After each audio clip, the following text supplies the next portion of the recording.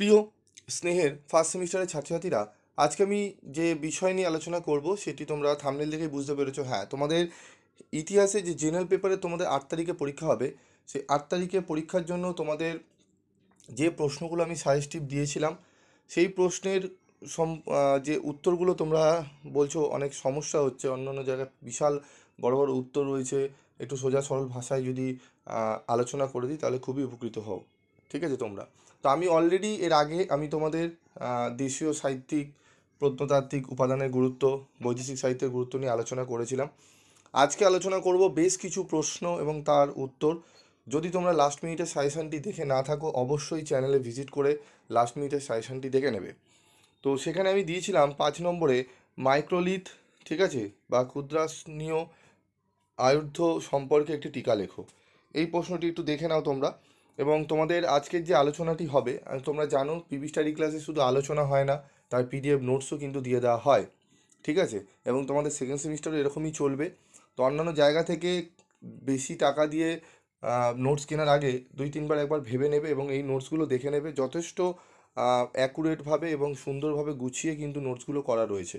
ঠিক আছে? যদি তোমাদের মনে হয় যে স্টাডি মেটেরিয়াল তোমরা সংগ্রহ করতে চাও কম রিজনেবল প্রাইসে, ঠিক আছে, এবং ভালো নাম্বার পেতে চাও, তাহলে অবশ্যই পিবি স্টাডি ক্লাসের সঙ্গে যুক্ত থাকো। এবং স্টাডি মেটেরিয়াল তোমরা কিন্তু সেকেন্ড সেমিস্টারে প্রায় প্রত্যেকটা সাবজেক্টে স্টাডি মেটেরিয়াল প্রায় পাবে। তোমরা আগে থেকে যোগাযোগ করে রেখো এবং ইংলিশ ভার্সনে যদি চাও আগে থেকে তোমাকে কিন্তু জানিয়ে রাখতে হবে।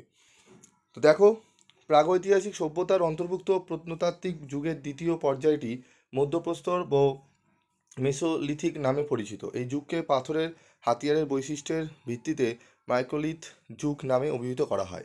এই যুগের হাতিয়ারগুলি তুলনামূলকভাবে ক্ষুদ্র হওয়ায় একে ক্ষুদ্রাস্নীয় আয়ুধ বলেও অভিহিত করা হয়।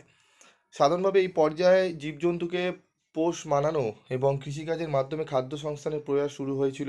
আদি প্রস্তর যুগের তুলনায় মধ্যপ্রস্তর যুগের হাতিয়ার আকৃতি পরিবর্তিত হয়েছিল। এই যুগে হাতিয়ারগুলি ছিল তুলনামূলকভাবে ক্ষুদ্র এবং সংখ্যার দিক থেকে অনেক বেশি। অনুমান করা হয় যে পশু শিকারের পাশাপাশি খাদ্য উৎপাদনের কাজে মানুষের প্রাথমিক আগ্রহ থেকে এই যুগের কিছু কিছু হাতিয়ার তৈরি হয়েছিল। এই যুগের হাতিয়ারগুলি অধিকাংশই ছিল কোয়ার্টাজ জাতীয় পাথর থেকে তৈরি। ইতিপূর্বে পাথরের হাতকুঠার ও কোপানি জাতীয় হাতিয়ার ছিল।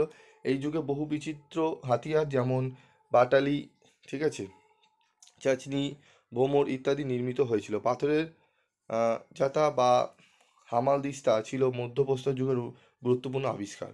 সরু হাড় বা চকমকি পাথর দিয়ে তৈরি তীর এই সময় পাওয়া গেছে।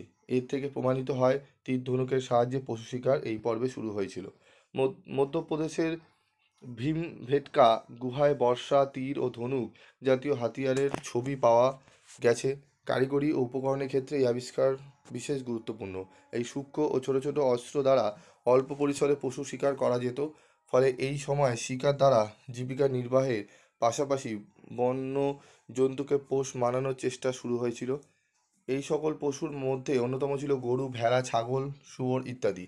উত্তরপ্রদেশে কোনো কোনো এলাকায় মাংস কাটার গোলাকার বেদি, ধারালো ব্লেড ও মাংস পোড়ানোর জন্য আগুনের ব্যবহারের প্রমাণ পাওয়া গেছে। পুরুষেরা হরিণের হাড় এবং শিং থেকে তৈরি অলংকার পরত। অনুমান করা যায় বা হয় যে এই যুগে মানুষ কুঠির নির্মাণ করে বসবাস করত এবং মৃত্যুর পরে মৃতদেহকে কবরস্থ করার প্রক্রিয়া আয়ত্ত করেছিল। চিত্রশিল্পের প্রাথমিক আভাস এই সময়ে দেখা যায়। এটি সম্পূর্ণ টিকা গেল। তারপর দেখো মেহেরগড় সংস্কৃতি সম্পর্কে কি জানো। ভূমিকা, ঠিক আছে, মেহেরগড় সভ্যতার পরিচয়। মেহেরগড় সভ্যতার মূল কেন্দ্র, পর্যায়ভিত্তিক বিস্তার, কৃষি ও পশুপালন ও বাণিজ্য। মেহেরগড় সভ্যতার নিদর্শন, নানা পেশার নিদর্শন পাওয়া যায়। মৃৎশিল্পের নিদর্শন। মেহেরগড় সভ্যতার পতনের কারণ কি রয়েছে, সমস্তগুলো দেখো এখানে টু দি পয়েন্ট করে অ্যান্সার করা আছে। এবং তোমরা যদি এই যে আলোচনাগুলো হচ্ছে study material PDF notes free of কস্টে পেতে চাও, তাহলে অবশ্যই তোমাকে চ্যানেলটি সাবস্ক্রাইব করতে হবে এবং পাশে থাকা বেল আইকনে ক্লিক করে তোমাদের একটি লিঙ্ক দেওয়া থাকবে, সেই লিঙ্কে ক্লিক করলে তোমরা গ্রুপে একটি জয়েন্ট হয়ে যাবে। সেখানে কিন্তু দিয়ে দেওয়া হচ্ছে, তোমরা যাও সেখান থেকে তোমরা কালেক্ট করে নাও। ঠিক আছে?